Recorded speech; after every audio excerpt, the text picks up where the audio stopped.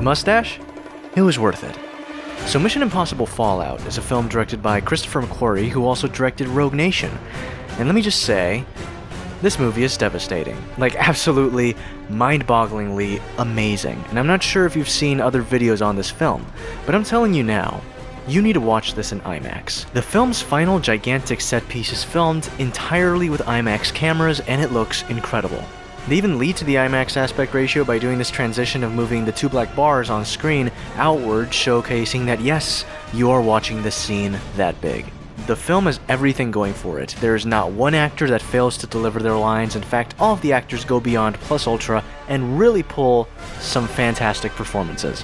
Ving Rhames has this really emotional scene that I haven't seen him do in any of these Mission Impossible films, so that's fantastic. The way the film is able to slowly progress towards the eventual climax that is very emotional and very personal is great. The movie also uses action scenes in a way that I haven't really seen before. You know, in other blockbuster films, when the film spends a good amount of time building up this epic set piece, whether the set piece works or not is up to the film, but there's always this at least 5 to 10 minute build up towards something epic. In Mission Impossible Fallout, the movie pretty much does not build set pieces up most of the time. I think the best example is the infamous diving off the plane scene we've seen in the trailers. The scene is not alluded to. You can see the plane in the background in a previous scene, but all we know is that Ethan has to get from point A to point B, and the movie decides to not build this up for a good 10 minutes. This might actually be better in some instances, because hyping a viewer up might lead them to being disappointed in the outcome, and the excitement of the hype might overpower the excitement of the scene itself. Here, the scene immediately hits you, and it's so rivetingly powerful and jaw-droppingly real,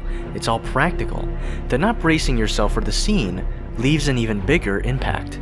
The number one thing Mission Impossible Fallout has going for it is its action scenes. Not just because they're all incredibly well filmed, but because they're also 95% practical. Driving against oncoming traffic, falling off a helicopter, it's absolutely incredible what this man can do. I'm not sure Mission Impossible can exist without Tom Cruise. I feel like a part of me wants it to though, have it be a kind of James Bond type series, but instead of recasting, have a new lead with Cruise playing more of a mentor role, and each film could progressively do its best to push practicality, because that's what movies need more these days.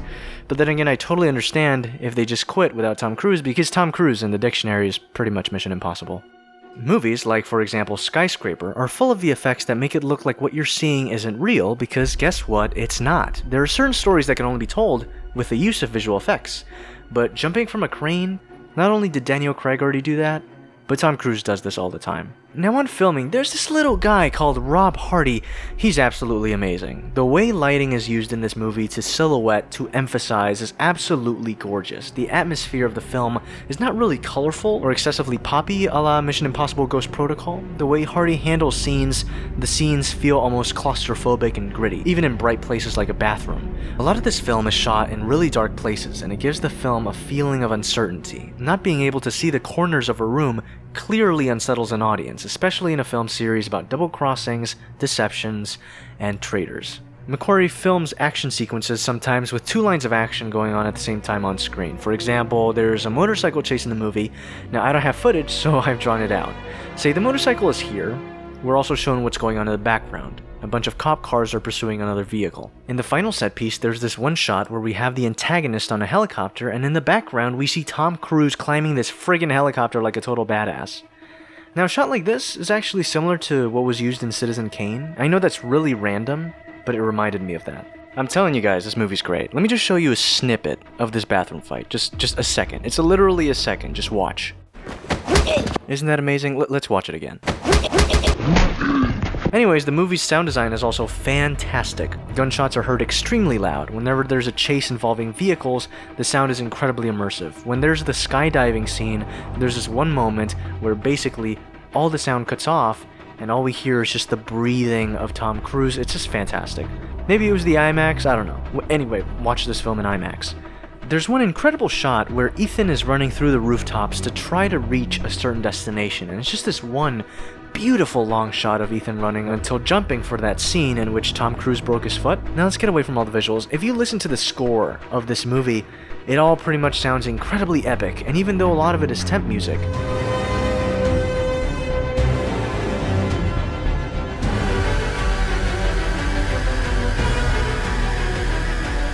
The score fits the movie really well. The entire film is pretty much one giant roller coaster ride that doesn't give you much room to breathe. It's a literal roller coaster of a movie. There's also this actress, Vanessa Kirby, who has not been in many popular roles in the past.